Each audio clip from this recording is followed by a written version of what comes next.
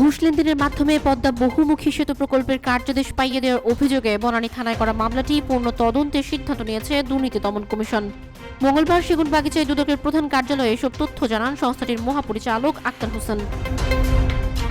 আক্তার হোসেন বলেন, সেতু বিভাগের সাবেক সচিব মোহাম্মদ মোশাররফ হোসেন ভূঁইয়া, সাবেক তত্ত্বাবধায়ক প্রকৌশলী কাজী মোহাম্মদ ফেরদাউস, সড়ক ও জনপথ অধিদপ্তরের নির্বাহী প্রকৌশলী মোহাম্মদ রিয়াজ আহমেদ জাবের, উপব্যবস্থাপনা পরিচালক Mohammad Mustafa, engineering and planning consultant লিমিটেডের পরিচালক মোহাম্মদ ইসমাইল, এসএনসি নাভালিন ইন্টারন্যাশনাল ইঞ্জের সাবেক পরিচালক রমেশ শাহ ও সাবেক সহ সভাপতি কেভিন ওয়ালেস একে অপরকে আর্থিক লাভবান করার অসৎ উদ্দেশ্যে ঘুষ লেনদেনের মাধ্যমে পদ্মা সেতু প্রকল্পের নির্মাণ কাজে পদ্মা বহুমুখী সেতু প্রকল্পের নির্মাণ তদারকি পরামর্শক নিয়োগ সংক্রান্ত দরপত্রের অন্যতম দরদাতাকে কার্যাদেশ পাইয়ে দেওয়ার ব্যবস্থা করেছিলেন।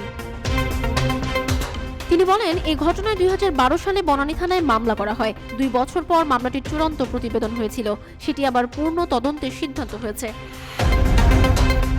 সাংবাদিকদের এক প্রশ্নের জবাবে তিনি বলেন, তদন্তে তথ্য প্রমাণ না পাওয়ার কারণে তখন চূড়ান্ত প্রতিবেদন দেয়া হয়েছিল। এখন পদ্মা সেতুর অনিয়ম নিয়ে তথ্য প্রমাণ পাওয়া গিয়েছে, এ কারণে মামলাটি পূর্ণ তদন্তের সিদ্ধান্ত নেওয়া হয়েছে।